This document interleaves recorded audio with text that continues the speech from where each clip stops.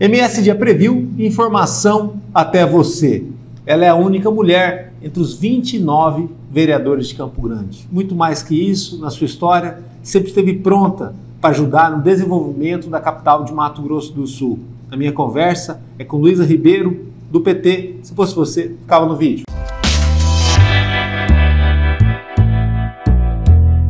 Seja bem-vinda. Obrigada. Muito bom. De volta, né? Bem-vinda de volta. Sempre bom ter você aqui. A única mulher da Câmara Municipal de Campo Grande. E, de certa forma, aí, uma referência, né, do que é a política no Mato Grosso do Sul, onde você tem aí algumas câmaras municipais que nem mulher tem, né? Tem umas 7 aí que, infelizmente, a gente tem essa realidade.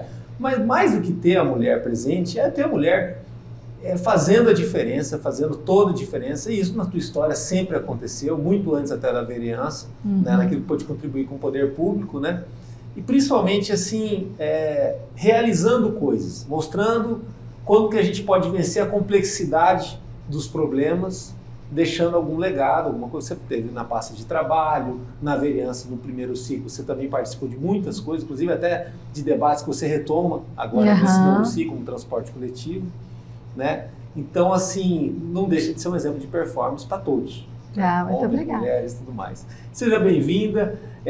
Como está o balanço desse quase final de mandato, né? Reta final, né? O mandato foi muito diferente, né? Para mim, na verdade, ainda não assim, a reta final, estamos começando o ano, então ainda tem um ano todo aí pela frente. Mas eu tô comemorando, né, 1 ano e 2 meses desse mandato. Diferente, né? Pois Um pouquinho, né? Então, assim, os outros, né? Os outros vieram um pouco antes, né? Eu vim na suplência, depois de 1 ano e meio já de andando, né, a legislatura. Então, assim, para mim, estou no começo, de certa forma, né? Mas a gente tem uma certa experiência, isso facilita, né? Como você falou, uma certa experiência tanto na vida, né? Eu já não sou mais uma jovenzinha, tenho 56 anos, então já lidei com outros níveis assim de intervenção política, né? Administrativa, e aí você vai acumulando uma certa experiência para botar o carro para andar mais rápido, né? Então foi isso que a gente fez nessa retomada, né? E está sendo muito bacana, assim. Lembrando que é uma retomada especial, que é um pós-pandemia, né? Significa dar continuidade a muita coisa que estava acontecendo no mandato um pouco antes e enfrentar essa política diferente do que você viveu lá atrás, que talvez fosse um momento mais propositivo, mais favorável a construções, né? Hoje é um Brasil polarizado, um Brasil truncado, um Brasil que às vezes se perde em olhares para Brasília e esquece o próprio quintal, a própria rua, né, para discutir. E aí implementar avanços que sempre a duras penas e com a coletividade e tudo mais, não é fácil. Mas você tem uma habilidade de uma boa advogada também, né, para poder ajudar nesse sentido. Um desses vesperos que você entrou é o transporte coletivo, né? Como que está essa lida aí com relação ao transporte coletivo, tão descrente para muitos camporanenses? Bem, eu já cheguei lá na Câmara procurando ocupar os espaços das comissões permanentes, que a gente trabalha muito a partir das comissões, né? Aquelas que eu tinha mais identidade. Então, entre elas, a mobilidade urbana. Então, eu sou vice-presidente da Comissão Permanente de Mobilidade Urbana.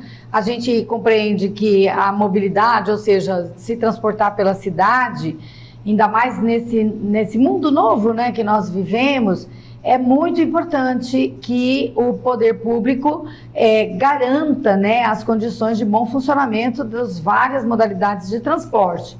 Então, eu logo entrei lá na Comissão de Mobilidade Urbana e a gente começou a discutir o que a gente sempre teve um olhar meio cuidadoso, né, desde que começou a um debate nacional por aí, sobre a tarifa zero, né? Muita gente pergunta para gente, como é que é esse negócio de tarifa zero? É difícil compreender, né? É impossível. Então, o que a gente pensou? Olha, vamos fazer um debate, né? Vamos provocar essa informação nas pessoas. E assim, né? Essa ideia que é muito radical, inovadora e necessária, né? Porque principalmente numa cidade como Campo Grande, espalhada, esticada e tudo mais, o custo do transporte pesa muito para a pessoa que é menos favorecida. Acho que é ali que está o maior drama. Mas esse é o tipo de projeto que, de antemão, muita gente já duvida, já tem uma certa resistência. Como foi para ti o seu primeiro contato com a ideia do Tarifa Zero? Foi de dúvida? Foi de vamos nessa, bora? Como que foi? Eu conheci o Tarifa Zero pelo hoje deputado federal Gilmar Tato, em 2020, né? Eu participei das primeiras palestras e tal, achei muito interessante. Depois eu vi que a ex-prefeita Luísa Erundina já estava debatendo isso anteriormente. Eu liguei com um pouco da experiência de Campo Grande. Quando a gente fala da gratuidade de Campo Grande, as pessoas sempre disseram muito sobre isso. Campo Grande tem problema que a tarifa é alta por causa das gratuidades, né? Então tem gratuidade para o idoso, tem gratuidade para o estudante, tem gratuidade para quem está no cursinho, agora tem gratuidade para quem vai fazer a prova, enfim. Então as gratuidades em Campo Grande sempre tomaram muita atenção do nosso debate. Inclusive num período em que o prefeito era o André Pitinelli, ele colocou a gratuidade no final de semana, né? Tinha um domingo por mês, né? Às vezes até tinha 2 domingos por mês, às vezes tinha gratuidade nos feriados importantes, como assim, dia dos finados, por exemplo, né? Então, esse debate sobre a gratuidade do transporte coletivo sempre foi uma questão que me chamou a atenção, né? E também porque a gente vai olhando experiências em outros países e você percebe que o transporte é lidado como uma alta prioridade, né? E muitos países, muitas cidades pelo mundo já tratam o transporte coletivo como uma necessidade tão essencial que ela é livre de tarifa, né? Então, isso me chamou a atenção e eu fui aprofundando com o passar do tempo, né? Mais recentemente, depois que eu entrei no mandato, eu me dediquei a conversar um pouco mais sobre isso, pensei em fazer algumas viagens, algumas visitas para ver as realidades, mas isso não foi possível. Fiz contato com o Quaquá, que é o Washington Quaquá, hoje é deputado federal e foi prefeito da cidade de Maricá, lá no Rio de Janeiro, e foi ele quem trouxe essa ideia da tarifa zero para Maricá, inclusive completando uma década já de bom funcionamento. É claro que foi sendo implantado ao tempo, a cidade foi compreendendo o que era isso e o sistema foi melhorando, né? Tem uma arrecadação robusta, né? Vale a pena dizer. Mas essa arrecadação robusta, até depois eu participei de uma conferência com ele e ele nos explicou, foi uma das primeiras perguntas que veio, olha, Maricá teve esse desafio e que foi conseguido um resultado muito vantajoso, porque Maricá tem uma arrecadação que vem dos royalties do petróleo, então uma arrecadação tributária boa. Mas ele explicou que isso não era a realidade quando eles começaram com a tarifa zero, né? Os royalties vieram quase 4 anos depois que a cidade já tinha implantado a tarifa zero. Ou seja, veio por engenharia financeira mesmo. A ideia da tarifa zero para eles foi essa questão de proporcionar uma cidade com mais mobilidade. Porque a cidade faria mais relações, né, sociais, econômicas, de lazer, de preparação das pessoas para o estudo e tal. E eles queriam isso, eles estavam buscando uma cidade que as pessoas pudessem andar livremente e com isso fazer mais negócio, com isso melhorar a qualidade do trabalho das pessoas porque elas iam se capacitar. É uma realidade, né? Às vezes a pessoa consegue um curso assim sem custos ou consegue um recurso para pagar o curso superior, o curso técnico, ou às vezes até um curso para se melhorar a sua capacidade de trabalho, mas o custo do transporte o impede de frequentar. Então, pensando nisso, pensando na saúde, né? Hoje também é uma realidade em Campo Grande. Muitas mães deixam de levar as crianças para fazer a vacina, muitas pessoas deixam de ir consultar o médico, fazer exames. Fazer um preventivo, né? Não, vários exames. As pessoas às vezes esperam anos marcado, naquele dia que chega, a família faz aquela correria para tentar pagar o transporte, porque a pessoa não tem o dinheiro, né? E lazer, a gurizada que é da escola, né, que são adolescentes e tal, eles ficaram muito interessados nessa proposta, porque grande parte deles não tem renda própria, porque estudam só, ou tem uma renda muito pequena, que vem de apoio da família e tal, e aí ele tem o Vale Transporte, porque os sistemas mudaram, então hoje o Vale Transporte é muito fiscalizado. Então o adolescente, né, o garoto, a garota, só tem o Vale naquele trecho, naquele horário, passou daquilo ele não tem. E ele quer ir para outros. Tira com a outra. Pois é, né? Essa é a política de centro-sul mato-grossense. Que não é bom, né? Hora de direita quando quer, hora de esquerda. Quer dizer, quando era interessante, popular, dar o Vale do Estudante, o passe do estudante, deram. mas logo depois já veio essa ideia de que para evitar desperdício e tudo mais, não, para agradar consórcio, mesquinharia. Não faz essa mesquinharia. E aí o menino não vai para um show, não vai visitar outros amigos, não vai para uma quadra não vai buscar emprego, não vai buscar qualificação, né? Então, o pensamento de Maricá é igual ao nosso hoje aqui em Campo Grande. A gente precisa proporcionar às pessoas que moram na nossa cidade o direito a andar pela cidade, a se movimentar, a buscar a sua saída. E a tarifa foi crescendo, nós estamos num momento de crise, absurdo, a empresa quer R$ 7,79 a tarifa, né? Teve um aumento agora que passou a vigorar em 14 de março, parece, né? Que ficou sendo R$ 4,75, agora ela quer R$ 7,79. Que é a tarifa técnica, né? Que muita gente não entende o que é essa tarifa. Uma coisa absurda, né? Significa concessionário pedindo truco, né? Aí você tem que, olha, vem. Aí a gente, nós temos todo o esforço dos organismos de fiscalização, né? Por exemplo, o Tribunal de Contas do Estado, né? Há anos vem fiscalizando esse contrato da prefeitura com o consórcio. Aí o Tribunal de Contas encontrou uma série de desobediências, de inconsistências, de ilegalidades. Aí em 2020, novembro de 2020, o Tribunal de Contas do Estado fez um termo de ajustamento da gestão. Estipulou 20 pontos, com data para ocorrer, para cumprir e tal. É um horror, né? Não foi cumprido quase nada, né? Assim, vamos dizer, se 1 ou 2 pontos foram cumpridos, é o máximo, né? É um contrato caro, né? É muito caro para a cidade. 17 milhões aí por baixo, né? Fora o que o governo do estado bota, fora o que vem do governo federal para complementar, para ter um serviço que ele nitidamente não é bom, ninguém gosta, ninguém aprova e que em nada ele é bom.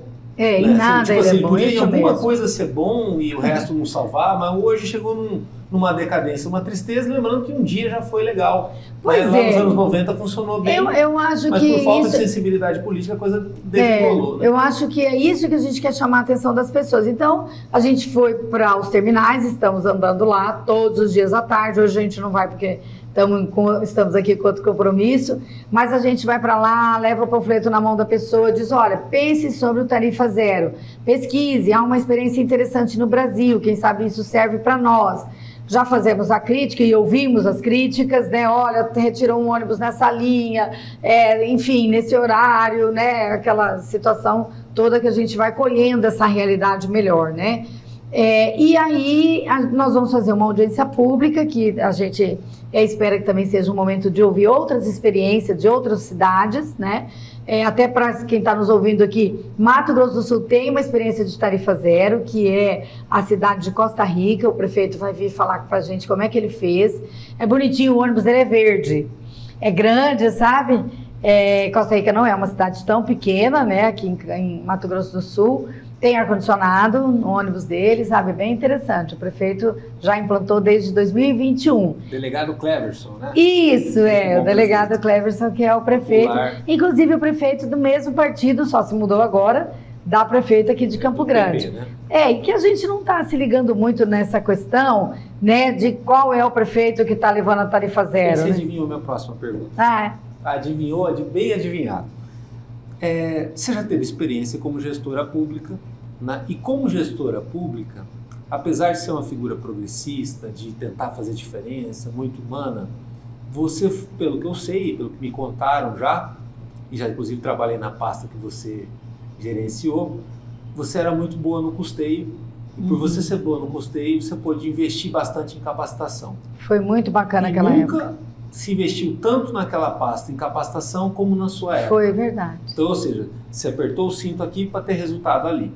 E, nitidamente, pelo momento da economia, era um momento diferente. O fluxo de encaminhamentos para emprego também era muito alto, muito mais que hoje, provando uma política pública efetiva. Não adianta só você anunciar a vaga, o que conta mesmo é o encaminhamento e o fechamento da vaga. O fechamento da vaga para o empresário ficar feliz e a pessoa também ficar feliz. Ou seja, na gestão pública, a austeridade não pode ter bandeira nem partido. A austeridade é símbolo de competência. Isso significa fazer o dever de casa e depois que você faz o dever de casa, fazer isso da melhor forma. Porque a gestão pública ela é feita para dar resultado, ela não é feita para guardar dinheiro, ela não é um banco. Pois bem, em 2013, já como vereadora, muito combativa, muito embativa, lá foi você defender uma queda do preço da tarifa. E uma briga que você venceu. Né? Foi. Venceu e ali, se não me engano, reduziu 20 centavos em Campo Grande, né? Uma coisa que nunca tinha acontecido, né? E ali, para aquilo acontecer, foi feita uma engenharia financeira. Naquele momento, a prefeitura viu uma gestão, uma governança bastante atribulada, guerra política e tudo mais. Substituição dos prefeitos. Mas na engenharia financeira da prefeitura, vinha uma linha de austeridade, né, de combate a desperdícios, organização, tudo para lá na frente alguma coisa sair. Tanto é que, como vereadora, muito consciente e fiscal do que está acontecendo, você me corrija se eu estiver errado, o comprometimento da receita corrente líquida naquela época era de 54%. Pois é. E aí, na cabeça do cidadão que estiver assistindo a gente, significa você ter um pouquinho mais de dinheiro no bolso, uma liberdade maior para o investimento, uma tranquilidade para realizar algo, né? E isso na dificuldade que era a governança política daquela administração. Hoje, ou de lá para cá, já faz alguns anos, você tem a receita corrente líquida presa aqui em 59%, quer dizer, mal consegue respirar, quase todo o gasto da gestão pública preso em folha de pessoal, e uma gestão pública que não consegue realizar nada, não consegue nem sonhar com nada, porque está sempre com o bolso vazio. Né? E bolso vazio, mas cheio de dinheiro, né? Cheio de boleto para pagar. O Tarifa Zero, nas cidades que deu certo, foi porque precedeu ali uma humildade, uma engenharia financeira da gestão pública, da prefeitura, em preparar o terreno para isso acontecer. Igual como se faz uma obra, né? Campo Grande, como que isso aconteceria? Lembrando que a nossa realidade aqui é difícil, é de raspar a panela ali, está muito complicado nos últimos anos, né? Teria que mudar também a visão da prefeitura? Primeiro... Independente de partido, como você falou, quem está aí está tendo oportunidade, mas por enquanto os números não favorecem. 59% de comprometimento da receita corrente líquida, fora o que dizem que ultrapassa. Entendeu? E aí você não faz tarifa zero, aí você não termina a obra, aí você não dá conta de dar reajuste para ninguém, aí é pendura. O cidadão que está sofrendo com a pendura, tem que tirar coisa do carrinho do supermercado, ele sabe o que é dificuldade financeira. Só que é difícil explicar a dificuldade financeira por um orçamento de 6,3 bilhões. Pois é, isso que eu ia dizer. Olha, Campo Grande não tem crise financeira. A gente tem crise de gestão. Então, assim, é muito evidente, né? Nós temos uma das cidades que mais emprega pessoas, então a gente tem um fluxo da vida econômica da cidade muito forte, né? Nós temos uma cidade com uma boa média salarial, né? Quem está nos ouvindo às vezes fala, meu Deus, meu salário está ruim mesmo, precisa sempre melhorar. Mas, assim, se a gente comparar média, né, com as outras cidades, a média, né, dos salários aqui não é muito ruim. E a gente tem um contribuinte muito comprometido, que a gente diz um contribuinte assíduo com a sua obrigação tributária. Tanto para pagamento dos tributos estaduais que repercutem para a arrecadação do município, como os tributos diretos, como o IPTU e o próprio ISS. E a máquina gestora nossa de arrecadação também ela é muito moderna, ela foi se modernizando e tal, então a gente tem uma eficiência econômica na cidade, uma cidade rica, vamos dizer, com boas perspectivas de arrecadação, e a própria capacidade de arrecadação está redondinha, ela anda bem. Então, só para quem está nos ouvindo, né, guardar esse número que você falou agorinha.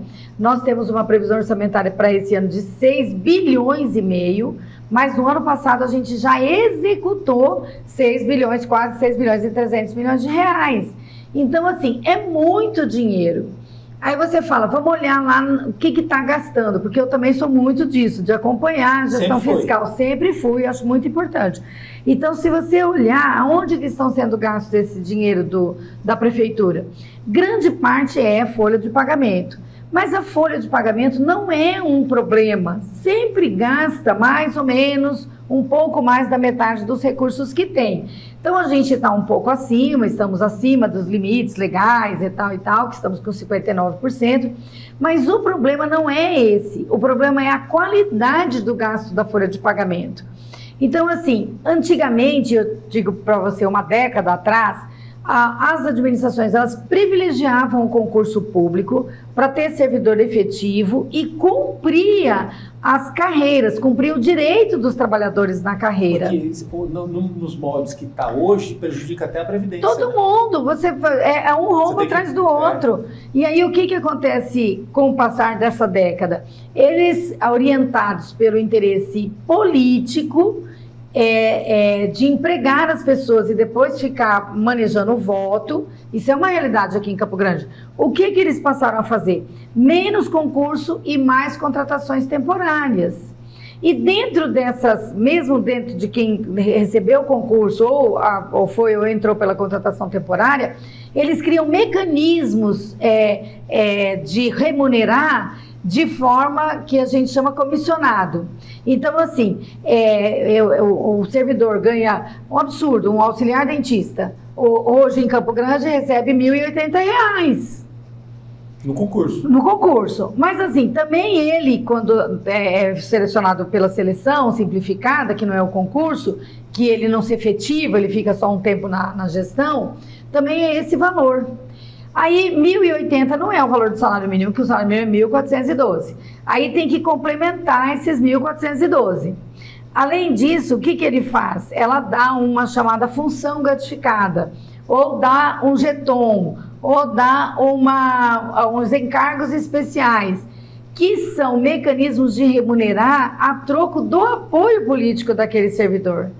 Então, a pessoa que ia ganhar R$ 1.400 vai ganhar 1.700, 1.800, às vezes 2.000, e tem gente que está ganhando 60, 80 mil. Na base da conquista do gestor, da cumplicidade daquele servidor, porque se fosse com você, ia ser igual, comigo também. Se eu tenho um salário ruim de R$ 2.000, de R$ 1.500, chega o gestor e diz, olha, eu vou dobrar o seu salário. Na verdade, mas o salário eu preciso... vira um jogo político. Vira um jogo político. Aí eu te ajudo, você me ajuda e eu te ajudo. Então é isso que aconteceu e a gente passou a investigar de uns tempos para cá, junto com o Tribunal de Contas do Estado, e nós chegamos a uma revelação que a gente chamou de folha secreta, né? O que é isso? Há uma série de pagamentos ilegais que melhoram o salário de alguns servidores e esses alguns servidores têm cumplicidade com o sistema da prefeitura, ou é com a prefeita diretamente, ou que eu sou secretariado, mas isso aí faz uma distorção danada, porque falta dinheiro para pagar aquilo que a lei manda. Então, hoje, quem estiver nos assistindo sabe dessa realidade. Nós temos milhares de ações judiciais tramitando aqui no fórum para pagar a ascensão, a progressão do professor, ou do servidor administrativo, ou da guarda municipal, das carreiras. Então, assim, eu entro no concurso lá embaixo, no nível 1, passa 5 anos, eu vou para o nível 2, eu faço um curso, eu ganho uma letra, eu vou subindo na minha carreira. E isso é dinheirinho que vai entrando. Então, ao invés de a gente construir essa lógica que está na lei, eles abandonaram isso, não pagam faz mais de 10 anos, é absurdo falar isso para você, não pagam outras conquistas como periculosidade, insalubridade, e aí eles pegam esse dinheiro da folha de pagamento que tinha que vir para cá e começam a fazer essa chantagem financeira com viés político. Então você estragou tudo. Sabe o que é uma família desorganizada? Uma família que não tem regra, que a regra é quem estiver comigo, sabe? Quem chegar primeiro, né? E passa por cima de tudo e tal. Como é que a gente pode conceber que pessoas que estudaram, passaram num concurso para ser guarda municipal, porque ele quer ser aquele profissional, ele fez curso, ele se preparou, ele tudo, aí ele entrou na carreira faz 15 anos, até hoje ele não teve nenhuma ascensão. Não teve nenhuma progressão. Aí nós conquistamos, eu digo, a guarda municipal, ela conquistou o direito do pagamento da periculosidade. Ou você acha que alguém anda com revólver, enfrentando um monte de coisas, cuidando às vezes de um patrimônio ou das pessoas e tal, e ele não está arriscado a perigo? E aí a família dele? Como é que a gente pode falar que um administrador está pensando na família ou uma administradora se você olha uma categoria dessa que tem 2.000 trabalhadores e eles estão com a carreira totalmente desrespeitada? Professor, entra numa sala de aula, você vai perguntar, todos os professores efetivos estão com a letra retida faz 10 anos. Não recebe benefícios como a gente chama de quinquênio, quando ele faz 5 anos recebe mais 5%. Enfim, então isso bagunçou tudo. Estragou o regime que a gente tinha, que estava baseado em norma, em lei. E isso a prefeita tem insistido, o Tribunal de Contas já notificou, o Ministério Público está promovendo uma investigação e isso pode acarretar severos prejuízos para a vida da prefeita, porque ela vai ter que devolver milhões de reais, isso tudo é folha de pagamento que roda milhões de reais, né? O próprio servidor, coitado, que foi beneficiado por essa manobra, ele também está em ilegalidade. Também para o vereador, para a vereadora, fica aquela missão de fiscalizar, de cobrar, de estar em cima, de evitar que esse mal aconteça. Também, voltando no tempo e viajando, a gente teve aquele ciclo Bernal-Olarte-Bernal, que na volta do Bernal, ele volta em agosto de 2015, né? Volta em agosto de 2015, e no mês de novembro de 2014, até hoje não se tem a resposta de um mês que sempre é superavitário, e aí naquele novembro de 2014, tem-se aí o déficit de 200 milhões, que até hoje não se explica como que foi, como que não foi, e dali para frente parece uma maldição. Ali saiu o parafuso, que a coisa começou a desalinhar e a receita corrente líquida começou a ficar pressionada, talvez porque 200 milhões significa alguma coisa no caixa, claro. E depois ninguém tampou o buraco. Em cima disso, como Campo Grande é como se fosse um cidadão na pendura, sem o dinheiro, sempre ali devendo ou pagando com muita dificuldade, você tem as economias evidentes. Onde eu quero chegar? Começa a se economizar nos serviços, né? Até a zeladoria urbana hoje está muito prejudicada. Muito ruim, a aí cidade você fala assim, suja. Não, estão segurando porque para não gastar. Não, absurdo. Pois é, você já tem visto isso, porque isso daí vai parar nas costas do vereador ou da vereadora. Mas olha, isso é um desrespeito. Né? Vira, então, e você vê, ó, grande parte das cidades brasileiras não tem mais problema com iluminação pública. Grande parte das cidades brasileiras tem asfalto. Se não tem plano de asfalto, tem plano de solucionar um problema de escoar a água das chuvas. Campo Grande parou. Por exemplo, o governo do estado de Mato Grosso do Sul tem um plano de asfaltamento que vai terminar no governo do Riedel com 70% asfaltado. Mas não é um asfalto daqui e ali, é um asfalto grande, gente, que pega estradas vicinais, ligações entre municípios, né? E o estado de Mato Grosso do Sul está com o plano pronto, andando. Por que uma cidade como Campo Grande não tem plano de asfalto? E tristeza! E pior onde já se viu, você anda aqui, que é uma área boa, né? Cheio de buraco, né? Por você tem uma qualidade terrível. Tem bairros que chega também, a cobrança, ela sempre vai acabar para o mandato do vereador. Coitado do vereador que aparece em determinadas regiões, isso é como sempre vai, anda e caminha e é acessível, acaba chegando para a senhora a reclamação e ter que dar uma resposta sobre um problema que às vezes é difícil.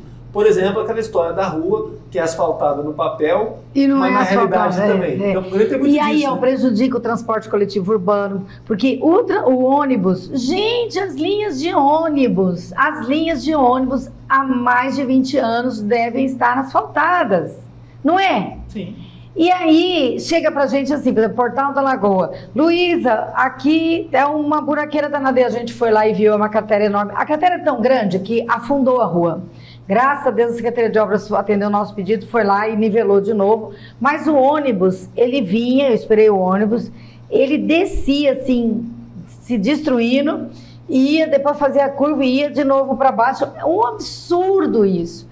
Ali no Tarumã, também perto de um residencial que tem lá, um condomínio que chama Jorge Amado, o ônibus avisou a vizinhança, né, que não vai mais lá, porque tinha uma poça que tomava de lado a lado, uma rua larguíssima. Mas é uma tragédia, isso mata a autoestima do cidadão. Mas de tudo, sabe assim, é inaceitável. Sujeira, as pessoas falam, não, mas o cidadão joga, é verdade. Né? Não estamos isentando o cidadão que está pegando esse lixo e jogando para frente da tua casa e tal. E às vezes lixo que a própria Solub tem a obrigação de recolher. Sim. Não sei por que a pessoa pega a sacolinha e joga lá, é um absurdo. Então você que está nos ouvindo, não faça isso, pelo amor de Deus. Deixa num lugar certinho que está lá na rota da Solub que ela vai passar. Mas, assim, se você andar pela cidade, em bairros bons, olha, eu morei no bairro Amambaí muitos anos da minha vida. Se você passar lá, agora tem nas calçadas acúmulo de lixo.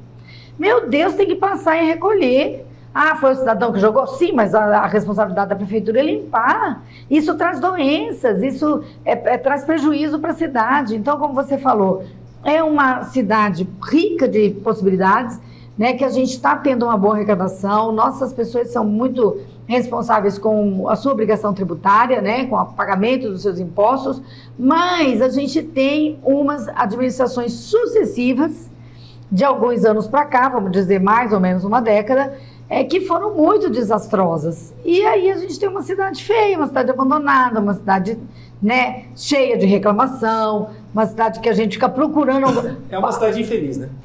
Saúde, aonde já se viu, você não tem remédio no posto de saúde. É verdade, Marcelo, porque eu escuto de todo mundo. Não, é super verdade. Olha, todo mundo vem me falar, tá faltando não sei o que no posto. Falei, olha, não exagera, é isso.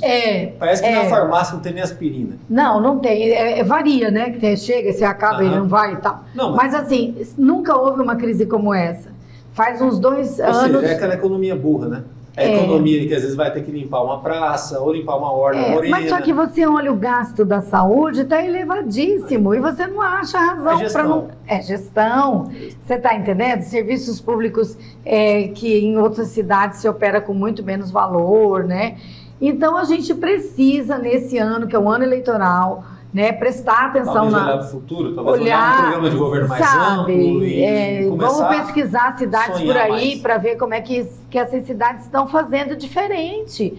Campo Grande está um atraso, né? Está muito ruim. Agora, quando a cidade está triste, quando a cidade está cabisbaixa, uma das coisas que afeta certamente é o turismo e a cultura. Você sempre teve uma ligação muito forte com a cultura, né, com esse ambiente dos artistas e tudo mais, que na verdade é uma indústria, né? Você tem um grupo de pessoas, tem uma cadeia econômica e tudo mais, que com relação à prefeitura de Campo Grande, dessa década para cá, parece que viveu um descompasso enorme, o que afeta também, porque ali você tem uma chance de preservar a nossa identidade, né? Identidade de um estado jovem, de uma capital que são vários povos, né? E que até apostando nisso você tem como gerar um ambiente diferente para cá, né? Ainda mais no momento de rota bioceânica, que a gente vai validar mais tudo isso, né? Isso é muito importante. Como tem sido também trabalhar essa resistência, que ali é um trabalho de resistência mesmo, né? De encorajar muitos artistas, de dizer para eles que ainda dá, de estar junto na chuva quando está vindo não do poder público para algum apoio no edital, alguma coisa. A cultura não pode mais funcionar como tem funcionado, né? Por exemplo, como que funciona a Secretaria de Cultura do município?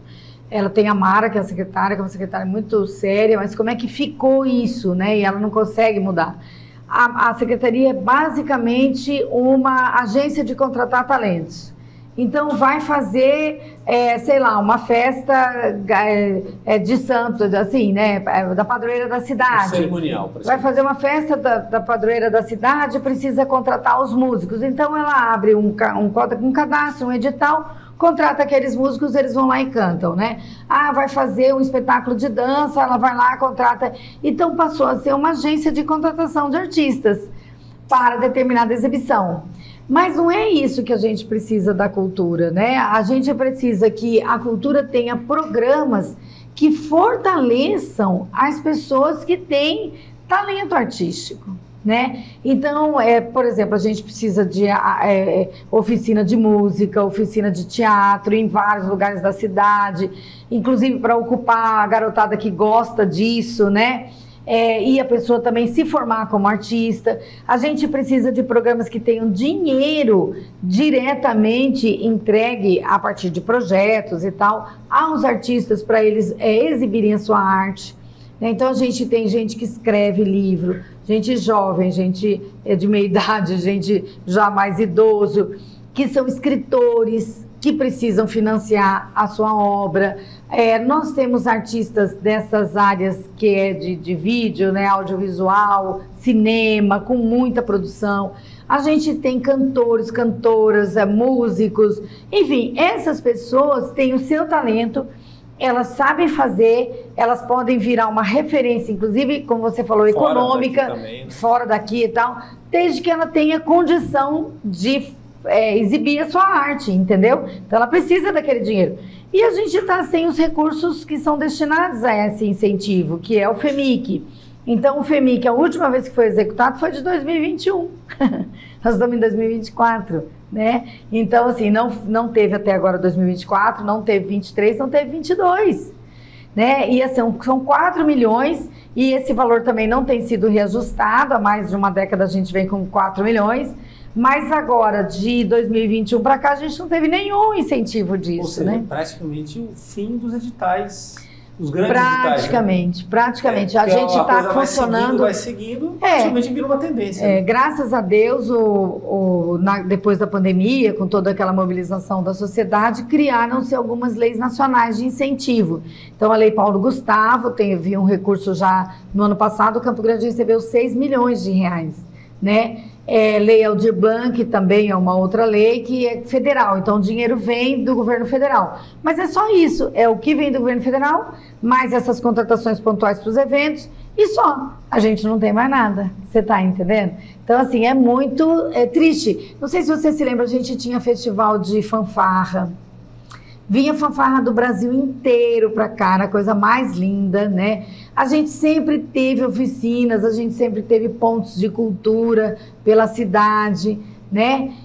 E aí tem muitos pais que chegam pra gente com o olho cheio de água lá na Câmara. Luísa, meu filho é artista, né? Você acredita, Luísa, que ele é artista? Eu acredito. Ele sabe fazer música, então ele é da dança, né? Ele é um ator. Ou ele já foi para fora, se apresentou, mas aqui não está dando aquele incentivo, ele vai parar. Ele vai parar, ele vai desistir, né? Ele é um artista plástico, ele faz esculturas, ele faz dança, enfim, né? Ele escreve, né? E aí você fica morrendo de dó, né? Porque você interrompe, né? No esporte, ontem nós fizemos... Aí o mesmo vale para o esporte? Mesmo vale para o esporte, é um absurdo.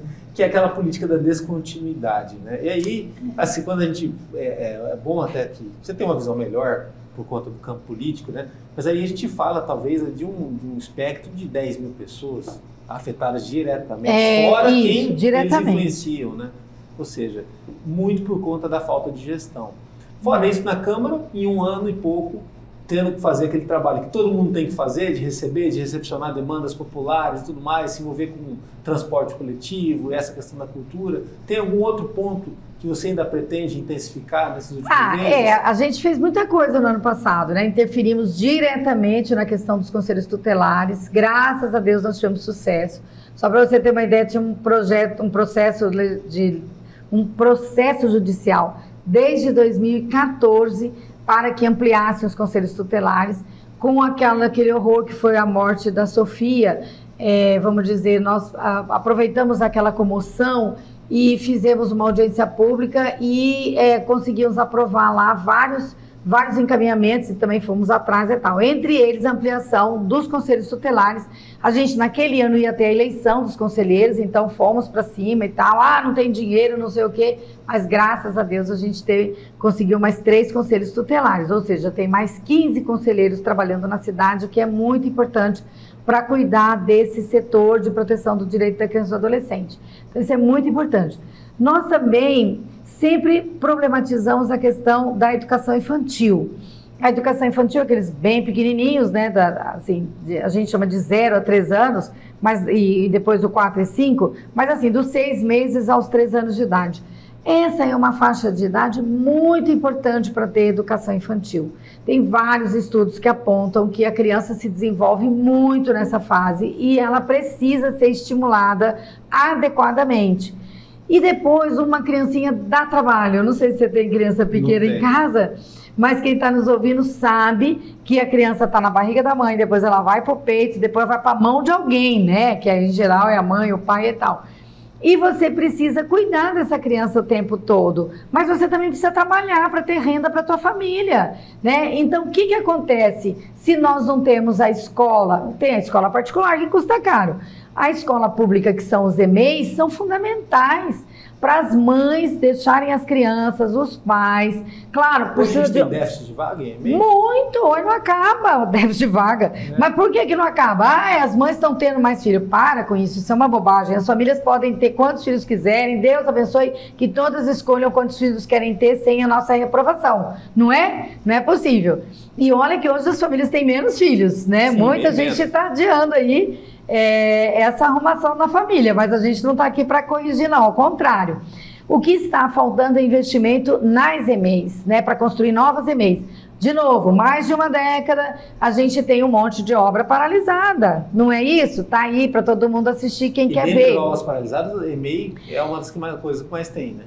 E aí, até por uma lei que nós fizemos no ano de 2015, quando eu estava lá, é obrigatório agora a CEMED, que é a Secretaria de Educação, a colocar no site dela detalhado quantas crianças ficaram sem vaga nessa fase, do 0 aos 3 anos.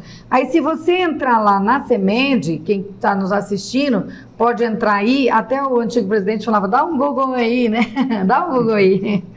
E aí você vai abrir o site da CEMED, ele é bem facinho, logo aparece aqui, ó, lista de espera vaga nas EMEIs. Isso aqui é um mecanismo de transparência que a gente aprovou lá em 2015 e está funcionando. E aí você fala, Luísa, mas quantas crianças estão sem vaga? Aqui, ó, tá aqui, lista de espera EMEIs 2024. Total, 6.919 na lista de espera em 16 de janeiro de 24. Quem está nos assistindo sabe dessa realidade. Graças a Deus a gente tem, no ano passado era 7 mil e pouco, agora diminuiu um pouquinho, mas graças a Deus a gente tem essa lista assim bem transparente, depois você dá uma olhada, ó, tem o nome do garoto ou da garota, tem o nome da mãe, tem a opção, primeira, segunda, tem a EMEIzinho, a escolinha que ela pediu, e o grupo que se ela é primeiro grupo, segundo grupo, se ela é berçário, não sei o que e tal, e a data que foi inserida a vaga dela no sistema. Com essa transparência, o que a gente ganhou?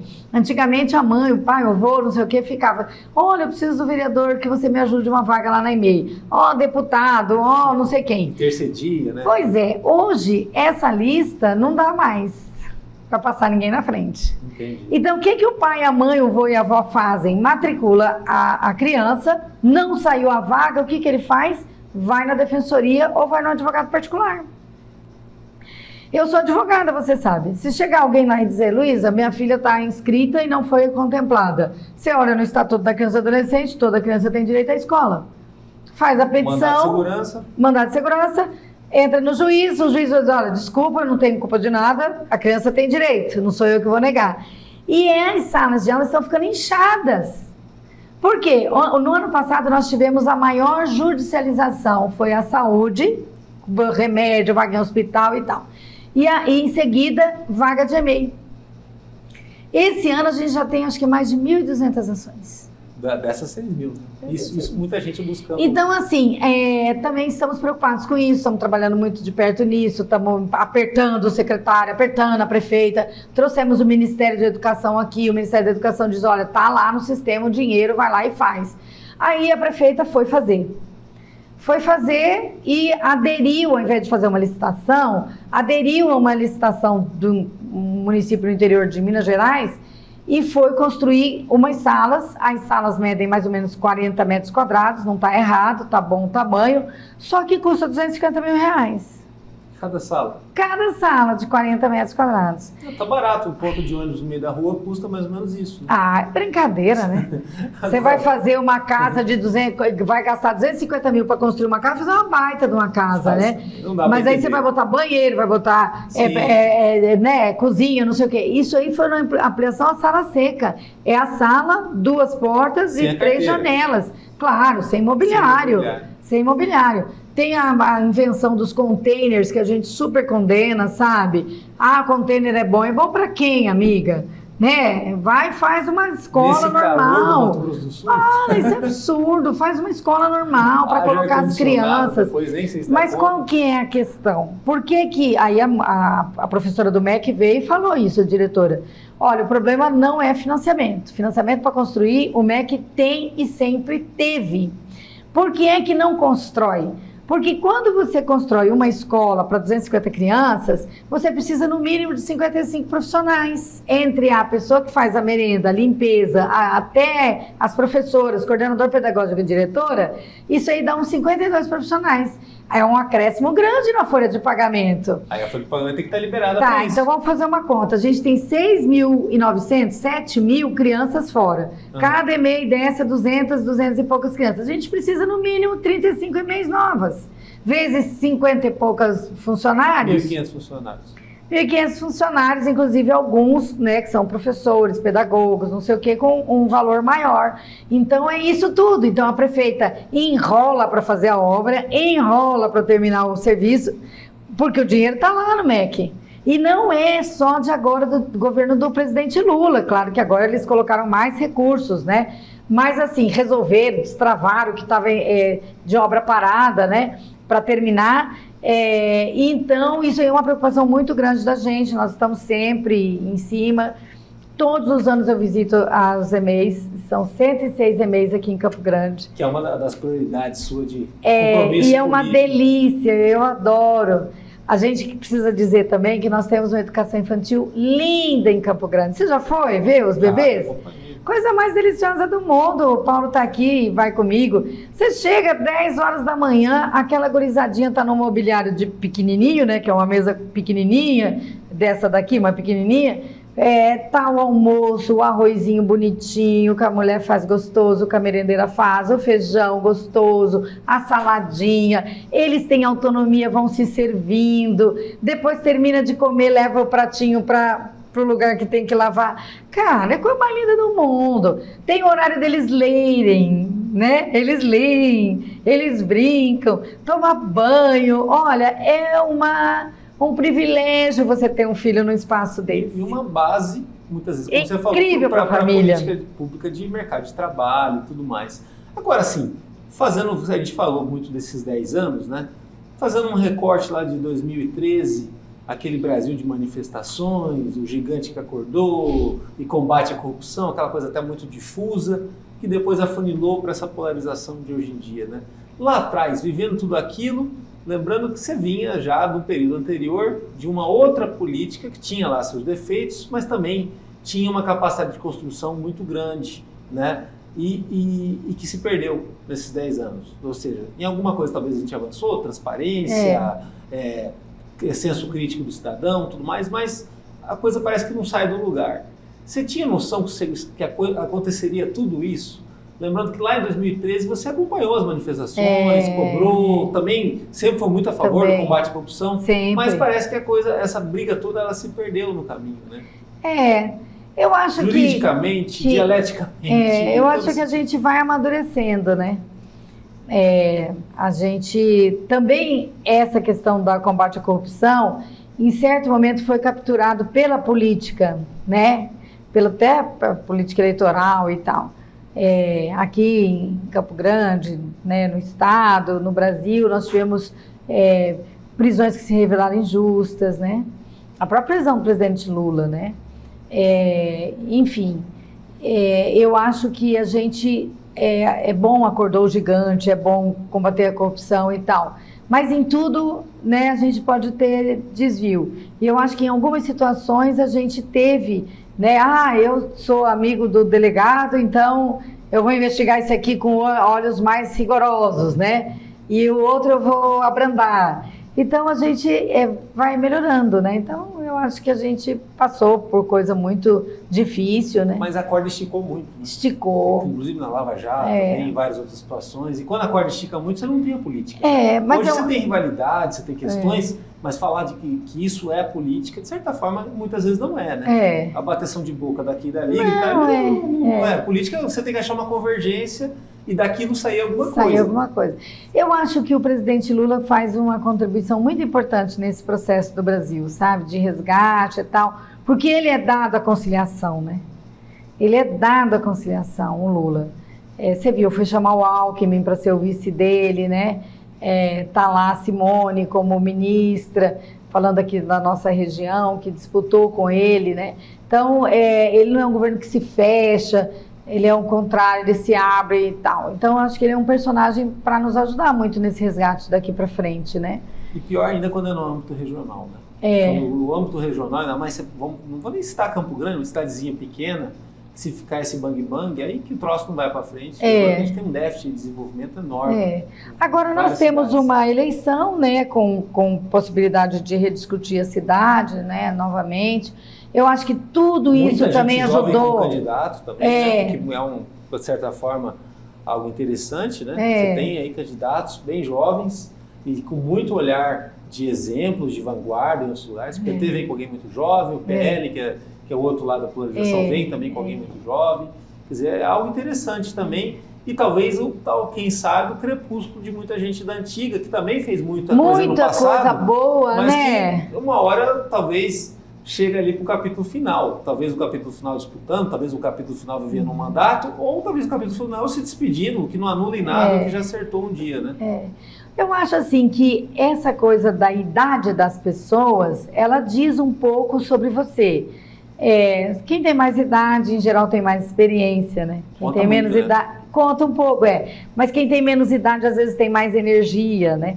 Mas a gente não pode ir para um raciocínio etarista, né? Sim. Aquele, olha, o jovem é sempre melhor do que o mais velho. Mas, assim, o mais velho é sempre melhor do que o jovem. Nesse então, jogo, esse campeonato de inovação, que vai ser essa eleição agora, de certa forma, espera-se, algo que está apontando tudo, uma tendência favorável aos jovens, coisa que não é muito comum, né? O jovem numa eleição política, ele sempre fica meio inseguro. Não, mas olha só, esse governador nosso. Você pega lá em Pernambuco. Não, sim, o João é um dos mais novos, né? Sim. Mas olha o governador do Mato Grosso do Sul, homem jovem, 40 e poucos anos de idade. Acho que na nossa história toda do Mato Grosso do Sul, ele é o mais jovem, né? Sim. Então, assim, mas ele é um homem experiente, né? E parece que está mostrando bastante sabedoria. Eu estou achando que está bacana aí o governo dele. Hoje ele foi lá, tem se aproximado do governo do Lula e fala com tranquilidade sobre as diferenças, mas fala sobre as convergências, né? A prefeita de Campo Grande é uma mulher jovem. Também, verdade. Né? Acho que ela tem 40 e poucos anos, né? Então, estaria indo para uma segunda experiência administrativa, né? Mas jovem, né? Sim. É claro que a gente tem gente bem mais novo, né? Na faixa dos 30, como é a Camila Jara e o Rafael Tavares, né? Que também não sei mais ou menos quantos anos ele tem. 38, o Rafael. Aí 40. Então o Rafael, ele tem um pouquinho mais. Beto Pereira também. O Beto eu acho que tem um pouco mais também. Então, assim, eu acho que essa coisa, a gente não pode se amarrar muito na idade em si, mas no que aquela pessoa está revelando, né, como uma proposta para a cidade, né? Nem sempre no mais jovem está a transformação, né? A gente vê pelo mundo lideranças que têm 80 e poucos anos de idade no nosso país, é isso. Mas Lula tem quantos anos de idade? Sei lá, 70 e poucos. Né? O presidente dos 78, Estados Unidos... Desculpa. O Lula tem 78 anos. Né? O presidente dos Estados Unidos também, não sei se é octogenário, né? Biden, né? Acho que tem mais de 80 anos. Enfim, mas a gente tem gente muito nova também, isso é muito bacana. Então, acho que não podemos nos prender nessa coisa, você é jovem, você, né, vai fazer transformações. Às vezes, por exemplo, o André Putinelli. O André Putinelli, eu acho que ele tem muita chance nessa eleição. As pesquisas estão dizendo isso. Ele tem um diálogo direto com as pessoas, ele é um homem interessante, ele tem muita experiência. Mas ele, cara, se ele pegar uma prefeitura como essa aqui, não imagine que ele vai ser um cara cansado, não. Ele transforma isso. Bom, não é meu candidato, tá, gente? Tem orçamentos muito menores. Mas eu digo assim, esse perfil, como que a coisa mudou, o que é bom também, significa mais oportunidade. Quando você foi para a gestão pública, você já estava muito bem resolvida como advogada, você já estava ali pronta para poder ajudar a sociedade com alguma coisa. Não foi, de certa forma, fazer uma escalada, você foi e participou ali como gestora da FUNSAT na época, depois foi convidada a ser vereadora e seguiu. Mas assim, já tinha uma visão de mundo muito mais completa do que a rapaziada que está vindo agora, que está começando, né? E te ajudou muito nisso. Mas esse momento de ruptura de internet também, que a internet conta muito na disputa hoje em dia, traz aí de certa forma, uma coisa muito ampla, que vai ser um campeonato das ideias, muito mais as ideias do que as pessoas, né? Antigamente aquela coisa assim, vota na pessoa, independente do partido, dessa vez eu acho que vai ser vota na ideia, independente do partido, quem apresentar o plano de governo melhor. Eu também acho, eu acho que o desafio nesse ano aqui é quem vai apresentar as melhores soluções. Não interessa muito essa coisa da idade. Eu já não sou mais jovem, né? Eu já tô com 56 anos, né? Mas tem pique, né? Tenho, é enorme. As pessoas da minha idade têm, as que são mais velhas. Olha, o André Putinelli, por exemplo, que não é meu candidato, minha candidata é Camila, assim, só para falar, né? Minha pré-candidata. Mas, assim, eu encontro o André Putinelli dirigindo o próprio carro, na chuva, ontem ou antes de ontem, não sei o quê, que caiu uma chuvarada aí. Ó, todos os dias aqui nós estamos na época da chuva. E eu encontro com ele não tá com motorista, ele não tá com um carro, assim, vamos dizer, que daria mais segurança a ele, né? Porque uma caminhonete maior, né? Ele tá... Não, ele anda num Fiat, porque parece que gosta daquilo, né? É marcha até, não é marcha automática, é marcha manual. E dirigindo lá e tal, eu cruzei com ele e estava indo lá para não sei aonde. Daí passou mais umas 2, 3 horas, eu estava indo para outro lugar, que era bem distante. Falei, meu Deus, mas será que eu tenho que ligar pro doutor André agora e falar para ele, o senhor está cruzando meu caminho? Lá passa ele de novo, dirigindo o Fiatzinho dele lá e tal. Então, assim, tem energia? Claro que tem energia. E eu não sei quantos anos ele tem. Zeca do PT tem 75 anos. Sabe? Você olha a rotina dele que ele publica, porque além da que ele publica, ele deve ter outras coisas para fazer, né? Que ele deve cuidar da família, deve fazer alguma coisa. Mas assim, olha a rotina do Zeca do PT, é incrível. Tá numa reunião aqui, depois tá ali, tá nos assentamentos, tá não sei o que lá, então assim... eu acho muito legal, né? Então... aí você pega a gurizada também, cheia de energia e tal. E outra, ter esse não interessa que idade, né, que a gente tem. Ter esse intercâmbio também, de uma coisa para poder, de um passar para o outro, né? Como foi, no caso, agora, nesse próprio mandato do PT na Câmara, né? Que, de certa forma... votaram em vocês duas. A Camila deu 2 anos de inovação para o mandato, e o Olívio você também está oferecendo ali, complementando também, podendo dar essa continuidade. Quando nós acabamos a eleição em 2020, teve um número interessante entre nós duas. Ela tinha 25 e eu tinha 52. Né? Então eu brinquei com essa coisa dos números, né? E muito legal, eu acho bacana a gente falar sobre isso, porque a gente tem que ir afastando o etarismo, né? Não é assim, você pode fazer isso porque você é jovem, você já não pode mais fazer isso porque você já não é mais jovem. Então não existe um mundo dividido em possibilidades diante da nossa idade, né? Tem muita coisa que a gente pode fazer, sejamos jovens, né, ou mais velhos. Gente, o pessoal está começando a malhar com 60 e poucos anos, na hora que você vê, ele tá aquele chuchu, né? Todo, seja menino ou menino, homem ou mulher, tá todo malhado lá com 70, 80 anos. Que tem uma coisa. E aí você olha, às vezes, um garotinho assim de 20 e poucos anos que não vai malhar, que não sei o quê, tá todo barrigudinho, tá todo, né? Agora, assim, mais legal também para todo mundo entender, e aí você pode falar também com mais propriedade, que nada se resolve sozinho, né? Muitas vezes a pessoa olha o político ou a política ali e vê aquela pessoa, sabe? Por trás daquela pessoa tem uma equipe enorme, você tem uma estrutura, às vezes até de mais de um mandato para poder realizar alguma coisa. É toda uma engrenagem para a coisa acontecer que vai muito além da pessoa, que a pessoa sozinha, claro, às vezes ela tem uma liderança, tem um discurso, mas tem isso também, né? Eu acho que a gente é muito resultado dos coletivos que nos tocam, né? Sejam aqueles que estão conosco trabalhando, por exemplo, quando um mandato parlamentar como o nosso tem uma equipe, né? Então, assim, tem gente que é advogado, que cuida dessa análise de dados e tal, tem gente que é economista, tem gente que é assistente social, tem gente que é jornalista, enfim, a gente, né, capaz e tal, tem outras profissões, né, como pessoas que cuidam da agenda, que são, né, de RH, enfim. Mas eu acho que mais do que isso, a gente também é representação, né? Eu quase falo isso todas as vezes. Eu não sei, eu tinha que parar para pensar, mas eu acho que não tem nenhum projeto que veio de mim genuinamente. Tipo assim, eu pensei esse projeto e tal. Não, é sempre porque as pessoas foram lá pedir pra gente. As pessoas chegam lá e dizem, olha, Luísa, tem essa situação, a gente acha que a solução é essa, a gente dá uma estudada até porque, né, ajudar a pessoa a entender aquilo lá e sai a solução. Então, assim, a gente é coletivo, a gente é representação, né? Não tem essa bobagem de que quem está à frente de um mandato chega uma fórmula pronta. Pá, e outra, milagreiro, assim, eu sei tudo. Imagina, né? Então, por exemplo, com essa coisa da tarifa zero, né? Quantas pessoas a gente já conversou, já dialogou, já pesquisou, já olhou, já nos trouxeram, né? Como uma alternativa dentro da própria Câmara, o vereador Ayrton Araújo, o vereador André Luiz, né? Sempre trabalhou também com essas temáticas. Então, eu acho que a gente é o resultado de muita coisa que toca, né, a nossa vida.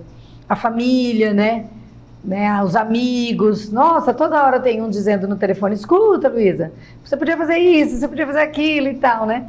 Então, eu acho que é isso. E a gente tem que estar aberto, né? Um mandato de muitas mãos. Olha, obrigado, parabéns. Obrigada a você por mais essa oportunidade. Você resumiu muito o que a gente deveria esperar muito do vereador ou da vereadora, né? Que no fundo, é a postura e a capacidade de conversão. O problema vai ter todo dia, toda hora, tal. Mas agora, o que a gente faz com o problema, que é o que conta de verdade. Pois é, né? E são coisas que a gente precisa solucionar, né? Ajudar a solucionar, ajudar a pensar soluções, né? Tá aberto, né? Abertas, enfim. Trazer mais mulheres para a Câmara, muito importante. Sim. Né? Muito importante, olha. A gente está defendendo, não é de agora, mas a gente vai começar igual a tarifa zero, falar um pouco mais sério, né? Nós precisamos mudar a regra eleitoral brasileira. Essa regra da cota de participação de mulheres na política, ela atendeu um pouco, melhorou, mas ela não solucionou a democracia brasileira. Então, a gente precisa partir para aquilo que muitos países da América Latina e do mundo todo já fazem, que é assegurar metade das vagas para as mulheres e metade das vagas para os homens. Hoje, como a gente tem um sistema eletrônico de votação muito moderno aqui no Brasil, você pode fazer isso garantindo a proporcionalidade das representações partidárias e você garantir que metade das vagas serão, quem quer disputar a vaga como mulher, se inscreve como mulher, quem quer disputar como homem, se inscreve como homem. São 2 eleições, contando igual a questão proporcional dos partidos e tal, e você vai ter uma democracia efetivamente representativa da sociedade que a gente vive. Ideia, né? Não é? Só precisa acontecer. Excelente ideia. Paridade das cadeiras, que as mulheres estão chamando assim. Não agora, é nem cota, é paridade mesmo. Paridade, já não é mais a cota. Então, próxima entrevista a gente vai falar disso. Vamos falar sim, vai ser interessante. E acompanhe o nosso trabalho no www.msdia.com.br. Lá no YouTube tem os cortes, entrevistas completas e também muita coisa no Instagram e no Facebook do MS Dia. Até a próxima.